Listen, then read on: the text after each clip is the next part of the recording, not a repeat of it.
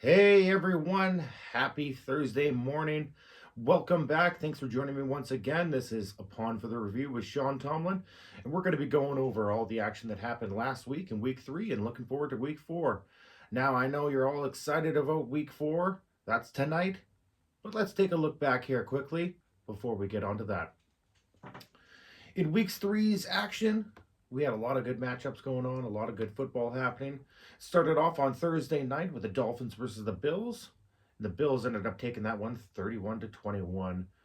Dolphins looked like they might be able to take that victory, but costly penalty cost them in the last, not the last play of the game, but last little bit of the game. Could have made it a little bit more exciting, but they floundered that one, so what can you do? It is the Dolphins, and they have not looked very good this year. Then on Sunday, we had the Packers going up against the Browns. Browns ended up taking that one 13-10. Didn't see that one happening. They kind of held the Packers offense in check, and the Packers defense wasn't able to do too much, but the Browns put up just enough to get the victory.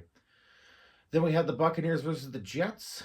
Jets, you lost 29-27. Justin Fields wasn't in that game, so it wasn't that much of a surprise that the Buccaneers were going to take it over. But the Buccaneers actually have been looking really good this weekend with that nice rookie receiver, Ikabowaga. I can't remember his name, but he's awesome, and I'm sure I will get to know his name very well. Next up, we had the Commanders going up against the Raiders, and the Commanders took that one 41-24, even without Jalen Daniels in the lineup. Marcus Mariota was able to lead that team to a nice victory. Then we had the Jaguars going up against the Texans, and the Jaguars won that one 17-10. Not very good teams in the AFC South, but they were able to make a good day of it. Nick Chubb wasn't able to produce as much as he wanted, but Jags were able to get that one done. Next up, we had the Eagles versus the Rams. Rams looked like they were going to take that one, but the Eagles ended up coming back and winning 33-26. Good victory for them. Then we had the amazing Indianapolis Colts going against the Tennessee Titans. Cam Ward did Cam Ward things and threw a pick six right at the very beginning of the game. Colts were able to take that one 41-21 with an awesome performance by Jonathan Taylor and a steady performance by Daniel Jones, quarterbacking them to a victory. In our next matchup, we had the Vikings going up against the Bengals, and the Vikings just destroyed the Bengals 48-10 on an awesome performance on defense by them. Panthers next. You guys are taking on the Falcons. And the Panthers shut them out 30-0. Did not see that one happening. Definitely picked the other way on that one the other week. Then we had the Steelers going up against the Patriots, and Aaron Rodgers was able to get her done and get the victory 21-14. Then we had the Seahawks going up against the Saints, and the Seahawks put up some big numbers, winning the game 44-13. Next up, we had the Broncos going up against the Chargers, and the Chargers were able to pull that one out over the stingy defense of the Broncos, 23-20. Then we had the Cowboys going up against the Bears. Really thought the Cowboys were going to get this one done, but they didn't. They looked good in parts. Their defense was a little bit porous, but the Bears were able to do some magic. Caleb Williams was actually able to live up to his billing, and he ended up winning the game 31-14. So Bears win that one. Next up, we had the 49ers versus the Cardinals, and the Cardinals were beaten. Horrible day for James Conner. Not looking good for him. Going to be missing the rest of the season.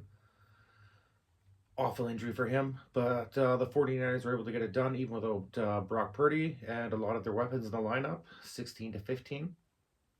Then we had the Chiefs going up against the Giants, and the Chiefs did to the Giants what we all thought they would and beat them 22-9, because the Giants have some good pieces, but overall they're pretty horrible. They're starting to get down to those ranks of just crap teams right now in the league. But they have a lot of good weapons, so. Then the week finished off on Monday night with the Lions going up against the Ravens. The Lions were able to pull an upset, going 38-30. I wouldn't call it so much of an upset. They looked pretty dominant all game. It was very close, but the Lions were able to pull away at the very end.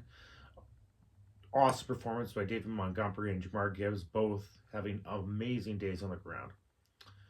All right. Well, I didn't do bad with my picks. I went 12-5 with my picks last week. So if you went with that, maybe it helps you out a little bit. If you didn't listen to me, I don't care. So we're going to go on to the week 4 matchups. And we got some good matchups happening, especially tonight. We got the Seahawks versus the Cardinals. I'm going to be taking, well, actually, before I tell you who I'm going to take, I'm just going to go through all the matchups first and then let you know who I'm going to be taking. So we have the Seahawks and the Cardinals tomorrow. Then we've got on Sunday, Vikings versus Steelers, Titans versus Texans, Eagles versus Buccaneers, Panthers Patriots, Chargers Giants, Saints Bills, Commanders Falcons, Browns Lions, Colts Rams, Jags 49ers, Ravens Chiefs, Bears Raiders, and Sunday night, Packers versus Cowboys. Then we're going to finish it off on Monday night with a doubleheader, Jets versus Dolphins and Bengals versus Broncos. And that'll wrap up all your action in week 4. For my picks, I'm going to go Seahawks over the Cardinals. I just haven't seen too much from the Cardinals to think otherwise. And especially losing James Conner for the year, that's going to be a tough one to get over. Vikings Steelers, I'm going to take an early lean on the Steelers on this one. I think it's going to be a really great matchup. Then I'm going to be going Titans versus Texans. That Vikings Steelers matchup, it's going to be one of those dreaded ones. That's going to be on at 6:30 in the morning because they're going to be playing from Dublin. What an interesting matchup. I don't know. I don't really like the overseas matchups. They're not bad. Like, I get it. I get why they're doing it.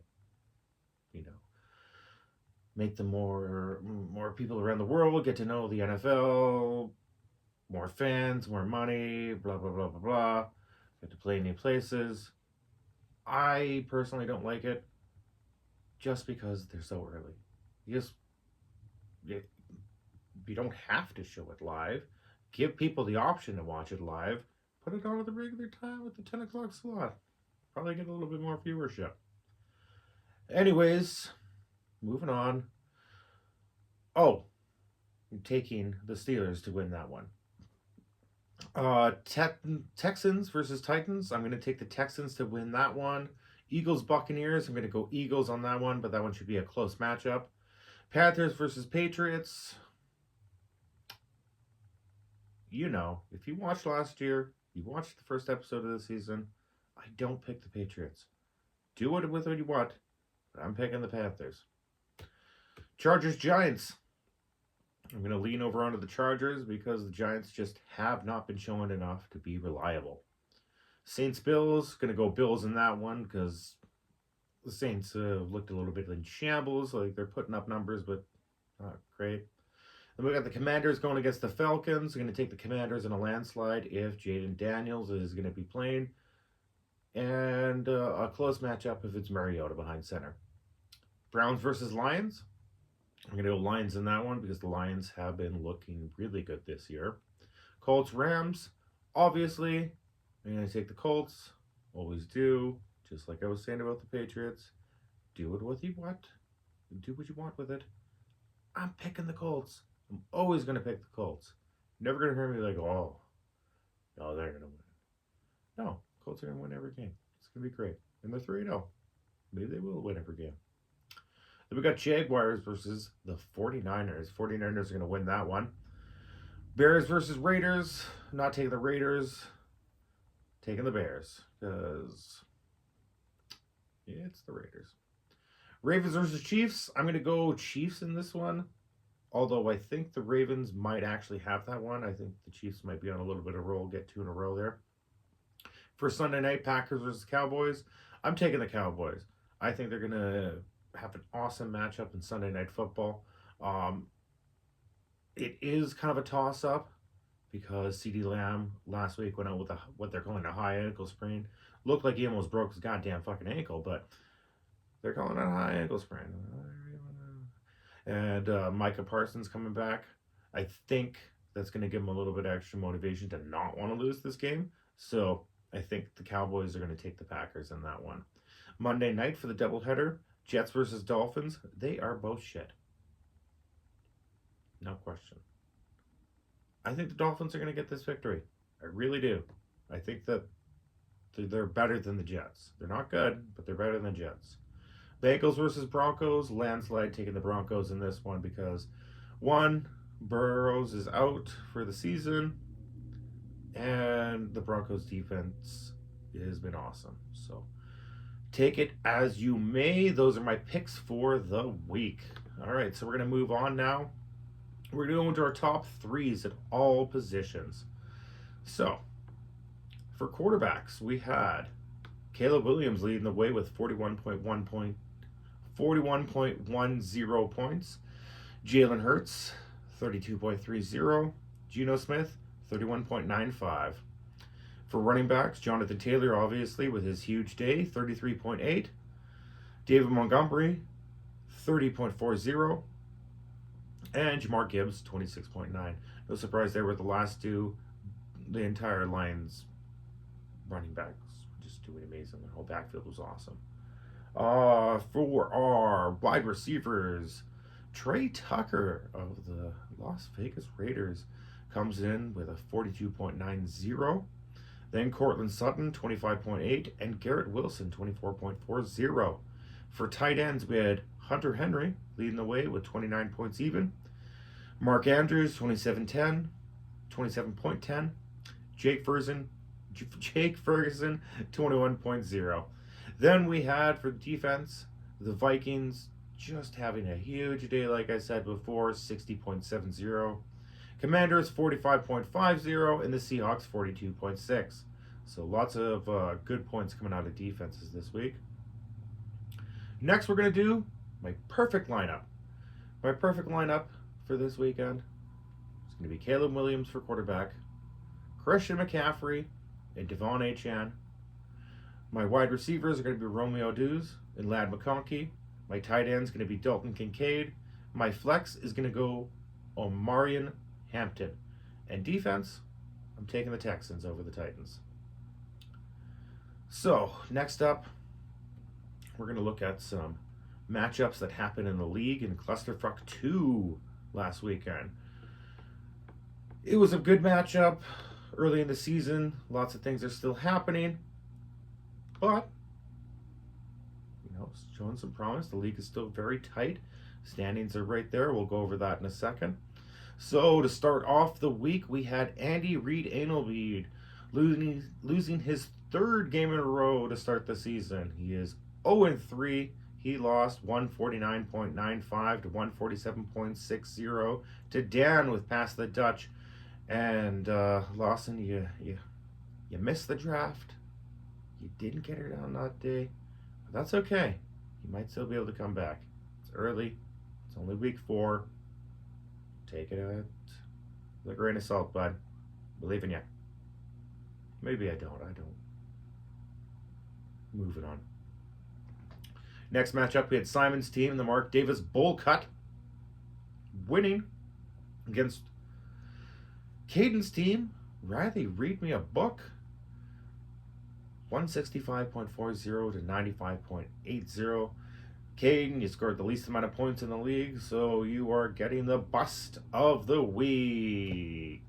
And Simon, you just about got it. You're a few points behind for being the top player of the week. But that honor goes to our next matchup. GB Packers going up against CD's Nuts. GB Packers is Shane. CD's Nuts is Graham. And Graham lost 168.95 to 142.65. And we'll go over a little bit later why. Some of the problems that could have gotten him the victory. In our next matchup, we had my team, Hot Chub Time Machine MLC, getting the victory over Don't Be a Chiron. This He's Nathan's team. I don't really get it because he doesn't have Kyron Williams, but don't be a Kyron. Yeah. I was able to beat him 152.3 to 142.1. That makes 2 losses in a row. I'm on a 1-game win streak. So I'm sitting at 2-1 now. So, and in the Mark Davis Bull Cut, Simon, you're on a 2-game win streak. Caden, you're on a 1-game losing streak. Shane, with your victory over Graham, you're on a 2-game win streak. Graham, you're on a 2-game losing streak. Got to get things riled in. It's early, though. In our final matchup of the week, it was Ty's team, Protect Your Holes, losing to Les's team, Chase Ventura, 136.10 to 126.40. Ty, you're on a 1-game losing streak, and Les, you're on a 2-game winning streak. So keep it going, keep things fresh. It's going to be good. It's going to be good. I got belief in you. You know, you're showing a lot more than you did last year, although you were able to make it into the playoffs. An early exit again caused you some little bit of grief. You were a little upset about that. But that's okay. That's okay. You know, stuff like that happens. Let's go into the standings now.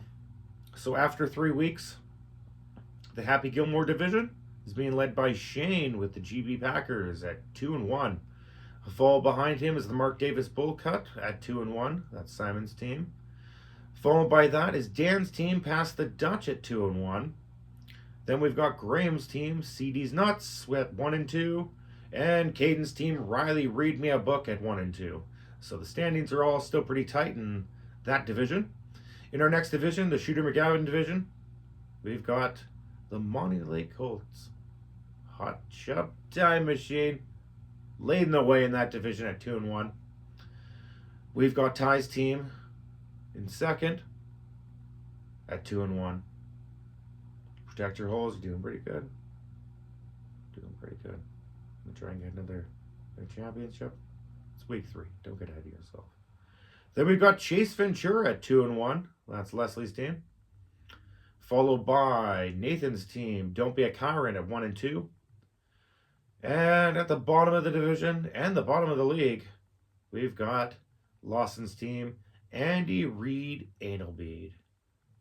Makes me happy that you're that name that you're in last.